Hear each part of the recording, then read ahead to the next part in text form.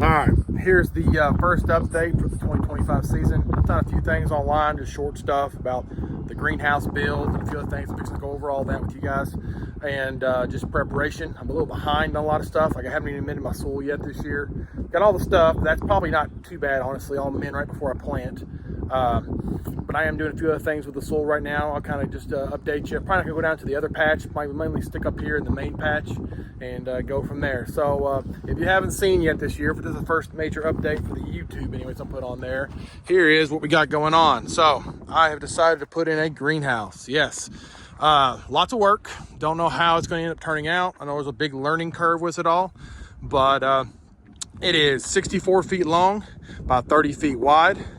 I have completed all the metal, basically purlings, vents, everything. It's all good. It's 6 foot roll up sides. It's gonna be. I got the plastic down there. So next big step are the end walls. All right, and these are, I want to make these things as beefy as possible. So some of y'all will be like, well, there's a little overkill here. Like I said, these are all 4x4s, about 2 feet, 3 feet in the ground, attached at the top. I'm gonna have multiple braces. I'm gonna have a 10 foot wide, 10 foot tall sliding door on each end is part of my plan. So that's going to be a big part here in the future. But here it all is. And you're like, so, also you're probably wondering why the plastic's down. You may have seen some guys doing this year, but I have tilled in mustard crop, watered it in, and the plastics over top to get rid of the bad stuff, all the Phytophthora, Fusarium, also a harder can kill weed seed. So that'll be great for this greenhouse build. That's a big deal because I'm having issues here year after year with disease for sure, dating back to the very first year I grew in the spot. So there's that. But again, this is going to be the greenhouse, and I'll give you a little further out view from the side here. Super excited about it, really am. A whole lot of work. Want you guys out there with greenhouses. If you see anything, I'm doing this all by myself with friends helping me on the weekends. I tore down what it was 30 foot wide by 44 long, and I ended up buying some more hoops. And then I decided, you know what, I gotta have taller sides because it's gonna get hot here, and I went with 6 foot sides all the way down. So yeah, I have actually probably half the greenhouse is new, half of it's the old structure. So, but there it is. If y'all see anything that I'm doing wrong, hey, point it out. I'm all for it. I'm thinking I get a lot of my wind from the west, that direction. It's the wind will be blowing this way. It's gonna get a lot of pressure on that side over there. And that's why I'm doing everything I possibly can. I know the end walls are the big thing when it comes to pressure from the side, holding the whole structure up, along with, of course, the support braces, which I've got installed every other bent all the way down the structure. But there you go. So I'm gonna put a lot more supports in, obviously here. There's gonna be another one here and here. Now this one won't be in the ground, but there's gonna be a bottom board that goes across, tie all that in. But and of course the board to go across. Obviously the sliding, I'll have probably a double sliding door is my plan to go across there. So that'll be nice.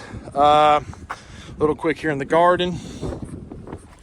Soil has been tilled once, like I said.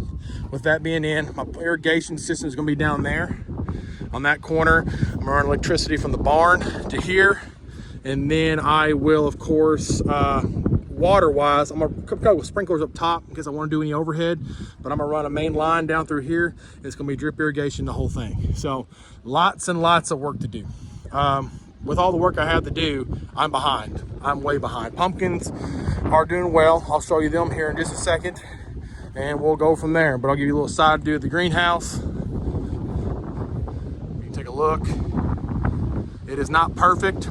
You don't see the flaws, I do. There's quite a few of them I've got off. I'll show you one right here again. Greenhouse growers, tell me what I got going on. I know what I got going on. It's out of plum. You can see how it kind of dips out right here and goes back in.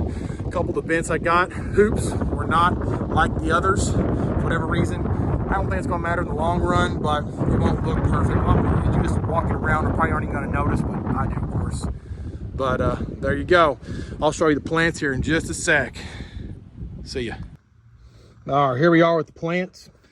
So I'm gonna grow 4 this year. So I've started out with 8, so I can double plant some of these. So I'm not gonna double plant 2 great seeds. I'll put like a 2560 beside like a 2262. And then of course 2560 didn't run, 2262 will go. It's a Stelts, it'll be great. All 8 have popped. All right, and I am outside, so I do something other people don't do. As soon as these things pop, as long as the weather is nice, I get them outside immediately from day one. I let them sit under the sun all day long, and from morning to dark, and I put them back inside. And that seems like in the past I've had problems with basically like your light being too close or too far away, or it getting too tall and stretchy because not enough light, or it starts to bubble because there's too much. There's nothing better than the sun. So basically I put them outside from day one, and I started that a couple years ago, and I had the absolute best results by just doing that. All of them look a little bit of kind of a yellowish color for some reason this time around.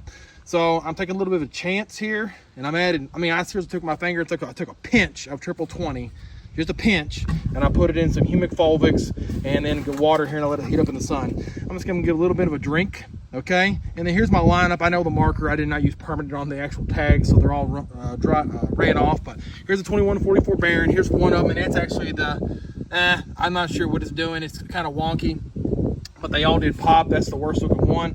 Here's the 2262 Stealth, good looking plant. A 2560 Ginger, nice plant there. A 2356 Mindy, that's an older seed but grew quite a few 2,000 pounders. This one, I had a nice one a couple years ago. I had one seed left, I'm running with it. Would not mind getting something on it. I got another 2560 Ginger right here, so I have two of those. Another good looking plant right there. A 1727 Jacobus. So this one's kind of reaching a little bit for whatever reason, but other than that, it's a good looking plant. Here we got the 2144 Baron also. So I got two 2144 Barons. Obviously this one looking like the better of the two. And then here on the end, we got a 2144.5 Rotoball. I've actually liked this seed right here, this plant. Seems like it's a pretty nice start off the bat anyways here. And we'll roll with it. But those are my four for this right here. Now the problem is, these are going to have to stay in here a little bit longer. I'm probably going to have to transplant these into bigger pots and keep them outside, because I'm about, honestly, 2 weeks away from, well, actually not, I can't keep them in here 2 weeks. 10 days is what I need.